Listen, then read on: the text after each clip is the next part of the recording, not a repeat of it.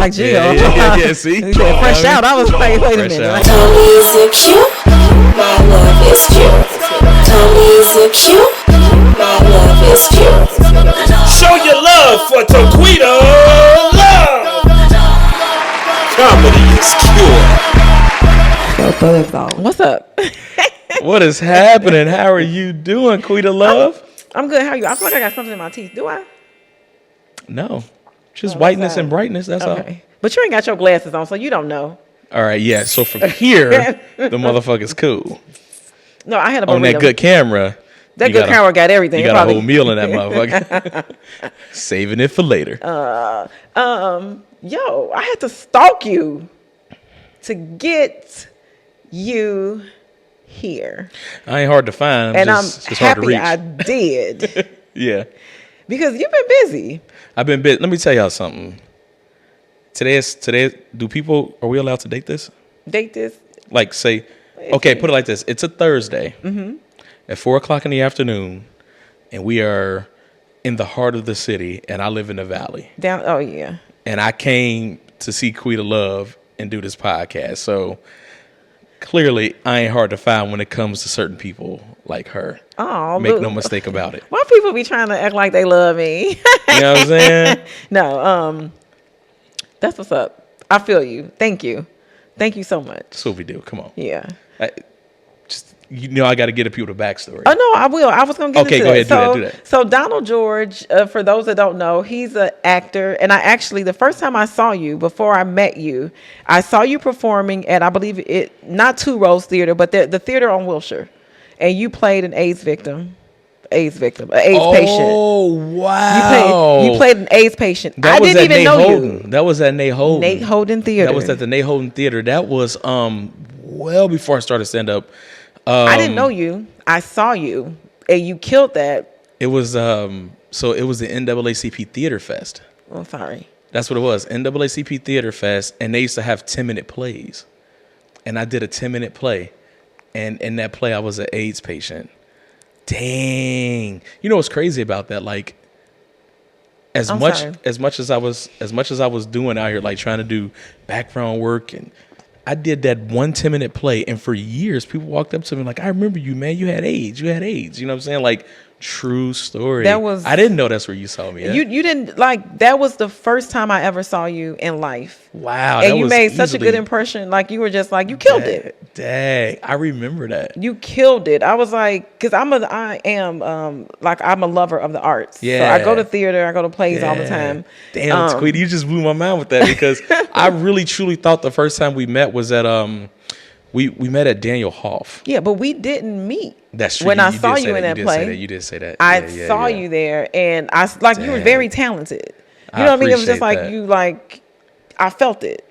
And then what? Because I didn't expect you to say that. I didn't expect you. You caught me with that one. That's a good one. But that was when that's when I was like, I know your name. I just knew your face, and I knew that you was the guy that had played a role in those plays.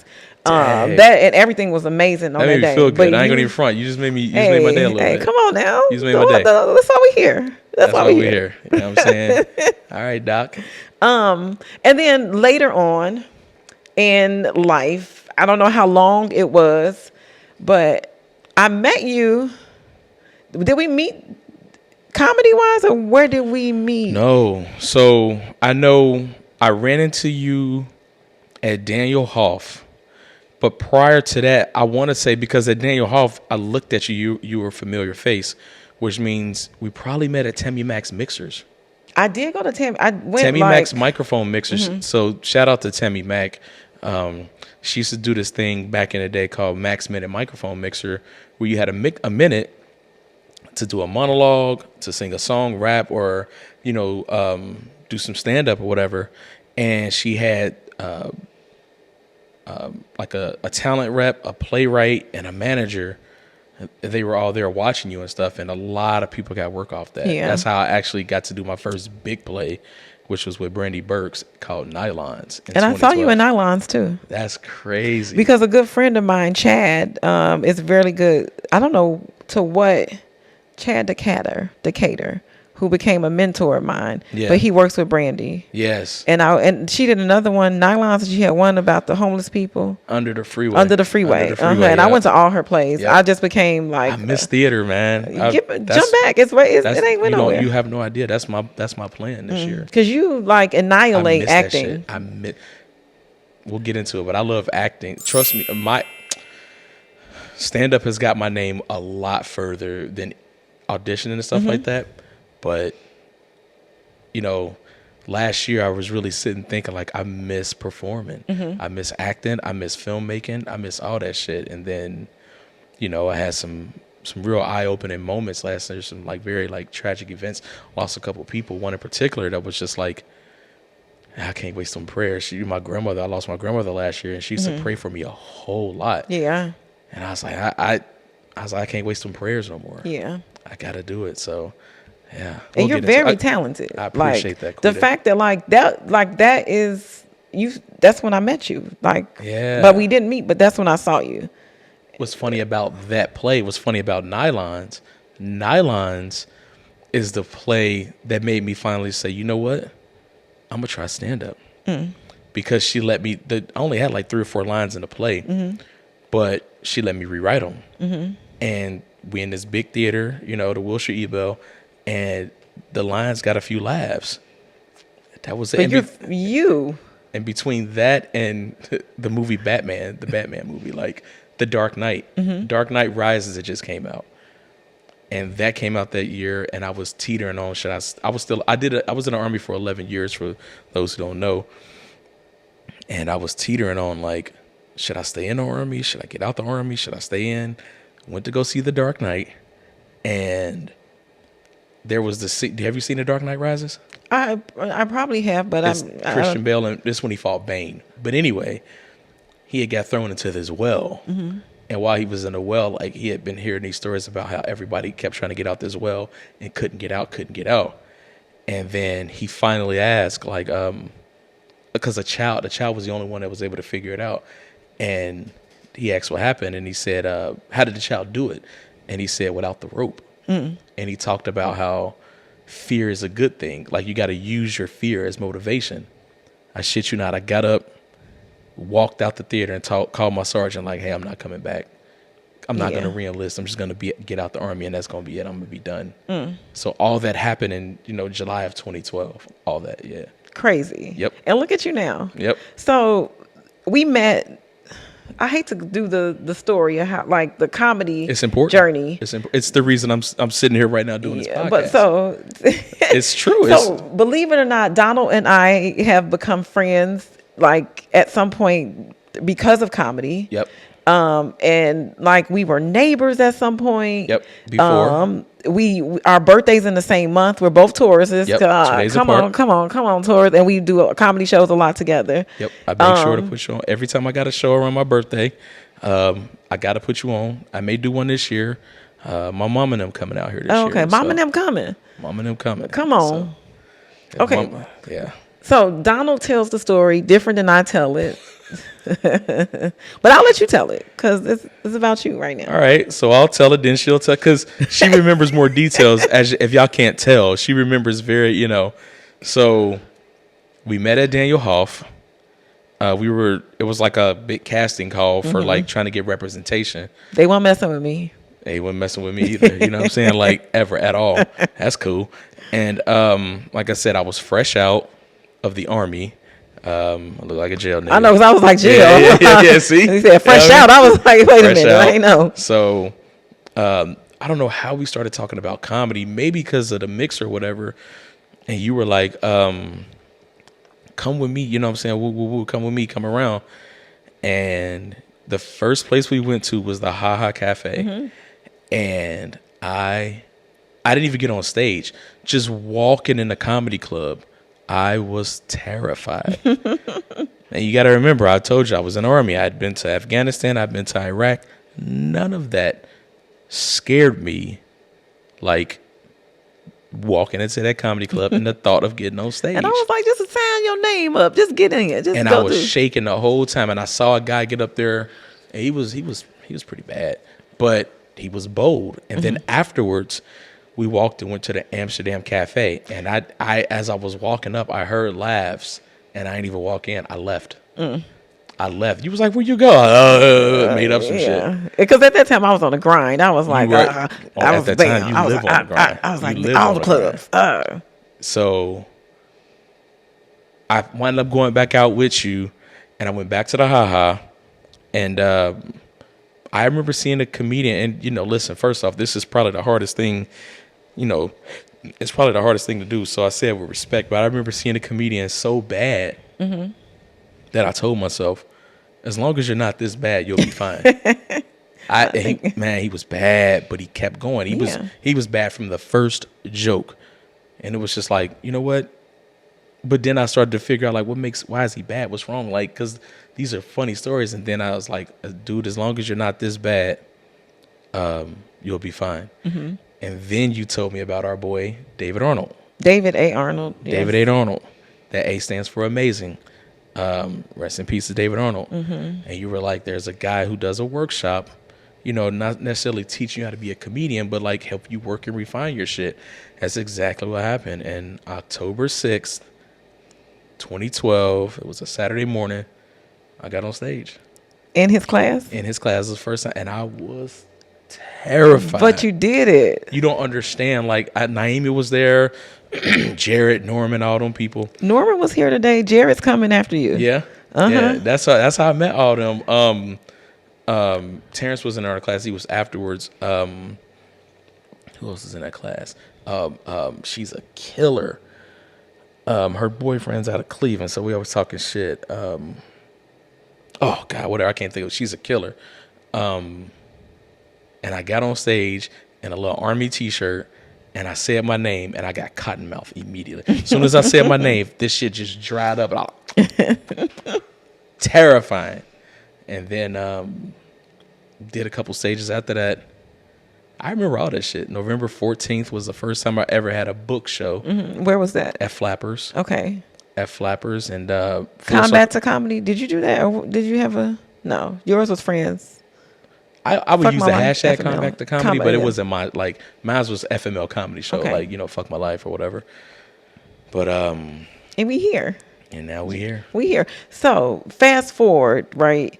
Donald and I have performed on numerous birthday shows, probably over 6, I would say. Pretty much every birthday show I've had since I've decided to do birthday shows, every birthday show and every new room I have, I'm gonna always call Taquita. Like, Quita, come. Every time. There was a pilot that was shot. I don't know what happened, but it was literally where they followed our lives off stage. Oh yeah. And then recorded, some of our stage time. Yeah. And how it connected to, how our real lives connected to comedy. Oh man, you taking remember it. Damn. Well, my memory is It's there. That's out of good. that. But this is how far we go back. We go back. I know, but I'm forgetting these little things like this because I remember shooting that pilot because I heard good things about it. It's just, shit just don't take off. Yeah.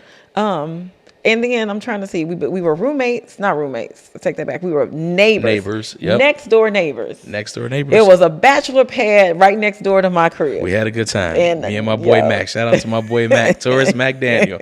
Probably shouldn't have said his whole name.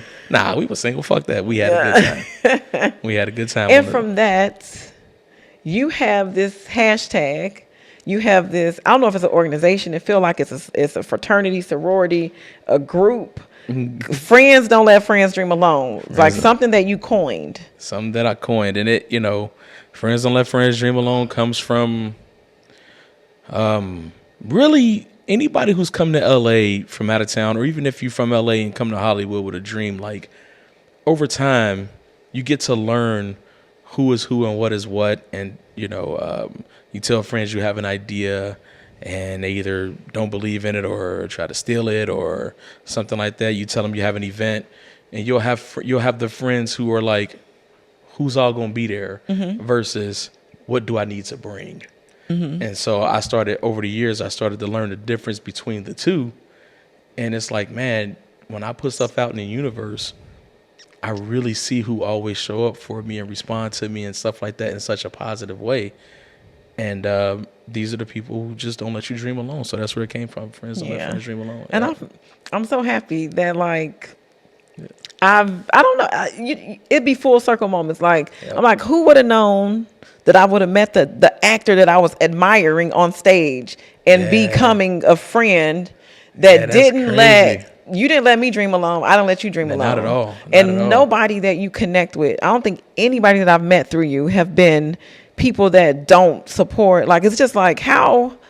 Again, it took a while, but the network is, I can't lie, my network is pretty strong. Your That's name. when it, and for those of y'all that's watching, I don't have a name now, but in our You have a community, name, yes. you know what I'm saying? Like this is going to be out to the world, so that Mm-hmm. they'll have to Google, but I know when it's time, because even when I'm not helping myself, I'm always helping others. So at this point, people hang out with me like, how can I help you? How can I help you? And now this year is going to be like, this is where I need you. Yeah. This is where I need you. I got this idea. I got this idea. I quit my job again. It'd be like that. I remember you had to do quit. it. I quit twice. Speaking of your job, I actually met now a mentor of mine, Yolando Mitchell Brown. Yep. Yolando Brown. Yep. Yeah, you got me booked on my first talk show. It was didn't realize it was Every Way Woman talk show, Yep. and I did stand up there. Yep. And I also wound up doing like crowd warm up or something like that. Yeah. She has some like special type talent show over in Pasadena, right? Mm-hmm. Yeah. Yeah. Yeah. That was when I first got hired at the Roosevelt. I was still working at overnight. And when I first went to mornings, she was working in a restaurant in the front. And she always talked, I had an idea. And so when she reached out to me, again, every new stage I have, anytime I have a new stage and they say, do you have any other talent? I was like, Sean G, Keisha. Yes. I'm gonna if y'all watching it, just know I'm gonna always call y'all for every new stage I ever And vice have. versa. Always. But I had to damn near stalk you. I was like, Donald. For this? Yeah, I'm joking. No, she didn't. Well, so what happened was, again, I quit my job to go back to school full time. So I'm in school. I'm in school for psychology. Come on. And the couple of reasons I chose to do psychology is I've been through therapy myself, and I see how so helpful it was that I want to help other people. That's the second reason. The main reason is really just to be a better writer and a better actor. You know what I mean? And I've been back in school since August. I think everybody in the world should take Psych 1. I've taken psych. Everybody should take Psych 1. I think it should be mandatory. A psych class, an anatomy class, biology cool, and a finance class. Biology, how the world run.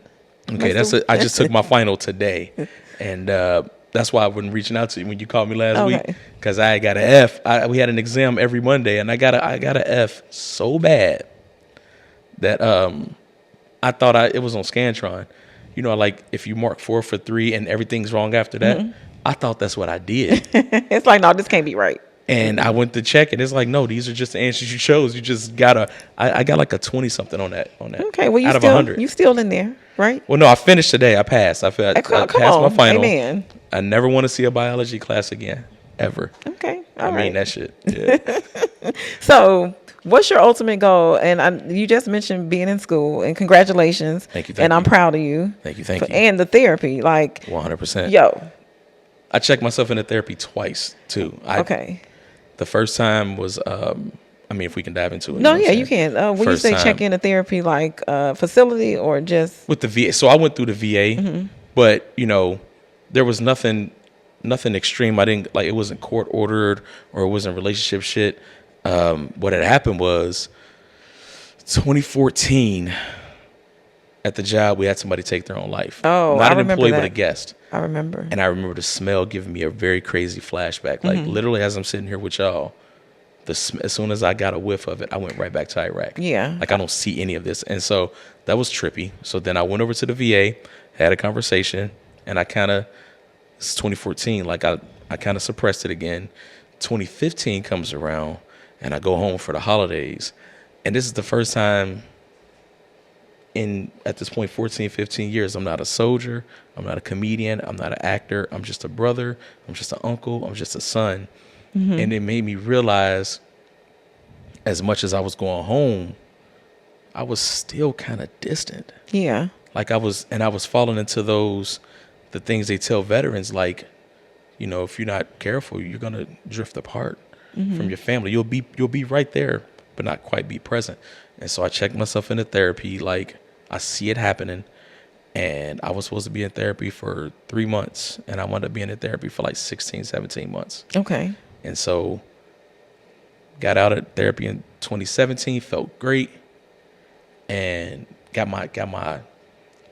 my organization back, got my my swag back, right? Mm-hmm. And so I was like, all right, 2019, I started putting plans in order, like get a house, you know what I'm saying? You got a house. Come on. Yep. Like, you motivated me. I still ain't got one, but it's on the way. It took me a year. So it took me 2 years, a year to fix my credit and then a year to find a place. So, Okay. and then 2020, I quit my job. Okay. In 2020, in February on Oscar Sunday on purpose. On purpose? I quit on Oscar Sunday because it's like, isn't that busy? huh? Isn't it busy? No, that was just my motivation. I want to come because I used to work at the Roosevelt. Mm-hmm. The Roosevelt is where the first Academy Awards were. So every year they throw this big ass party for Oscar Sunday, and they recreate the Oscars, but they just have it on TV. And I was like, you know, the next time I'll come back here in a major way is to come here with my Oscar or like an award-winning film or at least a nominated film. So I just wanted to take in all the energy. And then that was February. By April, so March, the pandemic happened. So now the first month, I'm actually following the rules. I'm not sneaky linking. I'm just in the house by myself. Like I'm dead. You know, yeah, that's what, that was the cause of most of the shit. The shit wouldn't have spread if motherfuckers would have just, but anyway, I was actually following the rules. And then shit started resurfacing again. Like, you know, being at home by myself, staring at the ceiling, I started replaying the war again.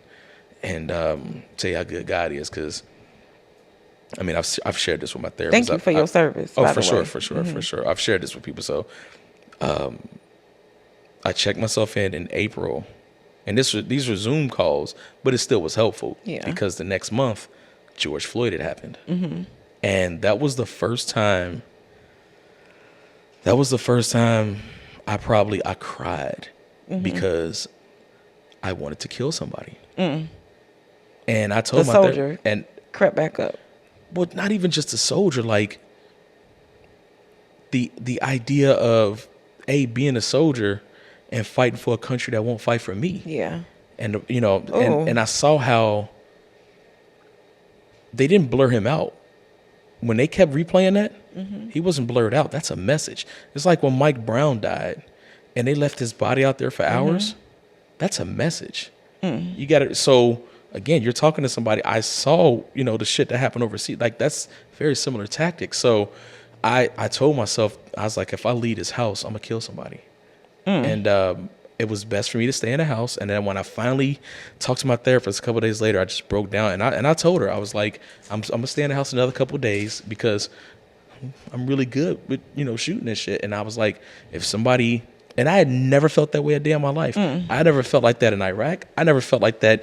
I'm from Cincinnati. I'm like getting Hulk vibes from but I never felt Scandal. that way in the club when somebody bumped me, step on my shit. Like, Yeah. I'm from the Lil Scrappy era, Lil John era, like 3 6 Mafia, tear the club up. Yeah.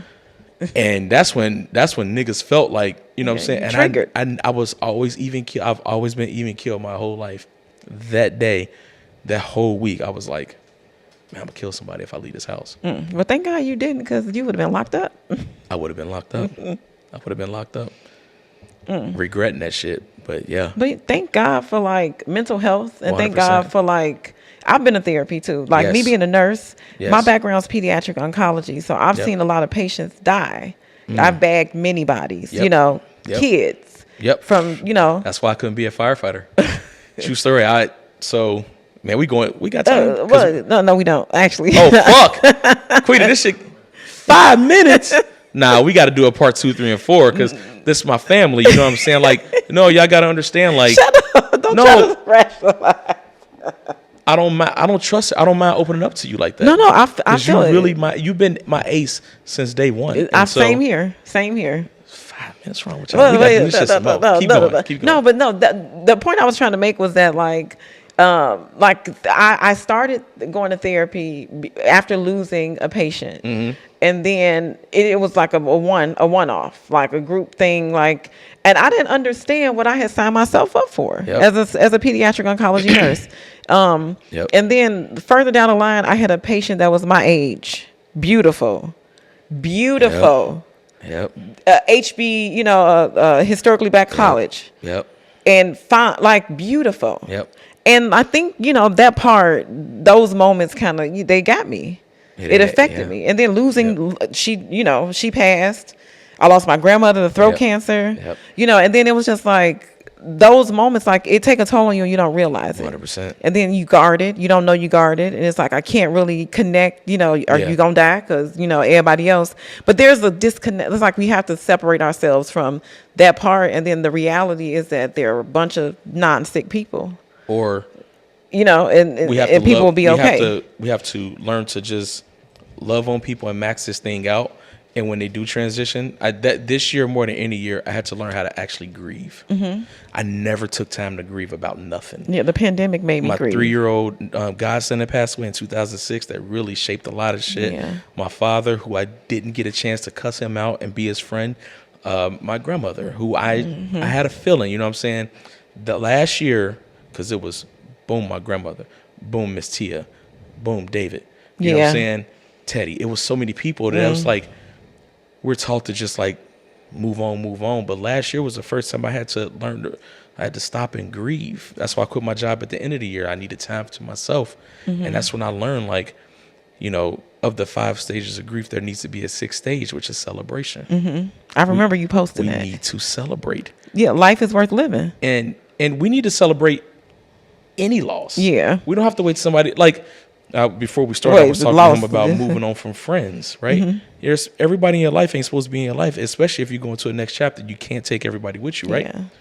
So learn to cherish that and celebrate that. It's easier to move on from. So, still grieving, you know what I'm saying, if I'm being honest. So it's been hard to write jokes, but I've been writing a little bit here and there. But grief. People grieve. Also, when it comes to therapy, because I know our time is almost up. Oh, don't worry. Okay, you got it. Don't be afraid to go to therapy. I had to rationalize it as I look at therapy as hiring a personal trainer for your mind. I agree. If you look at it like that, at the top of the year, everybody goes to the gym. People start, they don't finish, but then they go back. If you look at it like you went to the gym with a goal, I want to make myself better. I want to lose weight. I want to get my energy up. It's the same thing. Like when I go to a therapist, I want to lose weight. I want to get some of this weight off my mind. Yeah. I want to get my mental endurance up. That's a good way to put it. I want, you know what I'm saying? So I hired this trainer and we set small goals leading up to an ultimate goal. And if people look at it like that, I think that would erase so much of the stigma of people go to therapy because they're crazy. That's 2 generations old. I hate to say it's like having a dentist, but when you grow up, you learn that, like, my gynecologist is important. My family practice doctor is important. Yes. The ophthalmologist is important. Yes. And also a therapist is important. And I learned, because if you're successful and you're doing all these things, nursing, that my job kind of was the catalyst, and then it was relationship, and then it was what do I want to do in life, and then it was how do I handle situations that I can't control. And it's like, why do I feel this way about this? And it's like understanding 100%. Where you at, understanding why you do something. Don't mean you got to change immediately. You know what I'm saying? Doesn't mean that something's just an wrong with you. understanding, It's now I get why I do this. Or why nothing like clarity. Nothing. And then it's just like, what am I gonna do now that I know? And that's the thing. That's on us. But a lot of us still don't want to know the truth. That's why we don't check our credit or health, because if I know the truth, then I got to do something about it, right? Or you know why why the boat is sinking. 100%. But again, therapy, these are my opinions. You go to therapy for one of 3 reasons, if not all 3: to deal with trauma, to help organize your thoughts, and to get your confidence up. And self-esteem and confidence up. And so usually one leads to the other, so if you deal with one, you know what I'm saying. But man, those are reparations I want. I don't want no money. If we get our minds right, we can get the money. Yeah, but I want money too. Yeah, that's two, meaning it's second. Yeah. I don't want that first. I want our mind right. Yeah. Because if you give us money now, we're gonna give it right back. Yeah, that's true. That's what's up. That's what's up. Therapy. I have a new therapist. Do you mind sharing the race and the gender of your therapist? So my first therapist was a white man, Mm-hmm. and I told him, I was like, not that I've ever been triggered, but you are the problem. And so Okay. I told him no. Anytime, in my military experience where I had a white counselor, a white therapist, a lot of shit just didn't get done. Okay. So I was like, I need a woman from now on. Okay. In the VA, there weren't a lot of black women, but my last two therapists, one was Indian, like Middle Eastern, and the most recent one was Iranian. Okay. And still had that connection, still got it, and was able to do a lot of breakthroughs. Had a lot of great stuff come out of there. So yeah, it was women. My first therapist, I don't know the first one, but the one I had during the pandemic was a white male, and he fell asleep on me a lot. Wow. And you paid for that? Yeah, Wow. I needed somebody to listen to me so bad that I was like, okay. He dropped the phone. That's what I'm saying. Like, but my therapist cried with me. that's what's up. But now, the reason I'm mentioning the reason I mention this is because just like a trainer, a personal trainer, just like a dentist, just like a doctor, sometimes you really have to go through and try people out and see what works best for me. 100%. What's the best fit for me? And right now, That's have with everything. Jobs, that's with dating, everything. Because some people are like, I tried therapy and it didn't work, and I'm just like, okay, but like, are you connecting with the person that you're speaking with? 100%, yeah. And right now, I had the last therapist, the last three that I had were all black, 2 women. The person I have now that I absolutely love. And connect with the most is a black male. And it's just like the professionalism is what it is. And I can talk how I want to talk. Yeah. You understand. And I feel like you get me. And you know what I'm saying? 100%. Like, so, and now, like, not that the other people prior were not, sufficient. Right. But when you find that person that do your It's very haircut important. on point, It's very, you don't want to let them go. It truly is. Yeah. So I'm at the point now. That's why I'm doing a podcast. I'm like, I'm doing what I want to do. I'm following the things that make me happy. 100%, man. And it's like, if you got to support yourself, you put it out there. It always start with self. It's the pushing a car theory. Yeah. You know what I'm saying? You see somebody pulled over on the side of the road and they in a car, you'll think they're fine. You see somebody getting out pushing a car. You will stop the universe, and so many people will stop to help them. And that's what it is. Everything starts with self. Yeah. So thank you so much. I'm so happy you came to see me and to come visit on. me. I don't know when we gotta, May, birthday show. So I'm really, if it happens, I there. mean, this year, like, I'm torn because I really want to do a stage play, but my school schedule is so busy. Like, I would have to jump on somebody else's play. Okay. I couldn't produce it myself. Okay. I couldn't write it, produce it. But if I can audition and get in somebody's play, and happens to be going that weekend, because that's Mother's Day weekend too. Okay. Your birthday's Saturday, my birthday's Monday. You already looked at the dates? Huh? You already looked at the day of the week for this year? Okay. Always, because my birthday's on a Monday. Mother's Day is the day before this Okay. year, so it's the 14th. Okay. And so, because I'm thinking, like, if I do a show, do I do it that Friday or that Saturday? Like, Well, keep me posted. if it's comedy, I'm gonna call you. Keep I'll call me you by posted. March. Like, hey, And- I got us booked. Like, you know what I mean? And I turned 40 this year. oh yeah. So we I celebrating. gotta do something. Yes. I had to do something fire. You know Come what I'm on. saying? All right. Well, let me know. So, Tell everybody where they can find you here in your. I mean, Taquita couldn't find me, so y'all can't find me. So don't even worry about it. I was like, I'm I'm at home, man. Find me at school. Right now, I've just been at school, but no website for now. Just my Instagram, Donald M. George. That's Thank where you. I'm at. You'll find it. I Congratulations. got a tiger onesie on right now. Tony's a cute, my love is pure. Tony's a cute, my love is pure. Show your love for Taquita Love. Comedy is pure. So thugs always, you want this. I had one dude was like, hey, do you think you could bring a brother the clear machine home? Oh, the clear machine. He was like, yeah, ma, the reviver. Clear queer.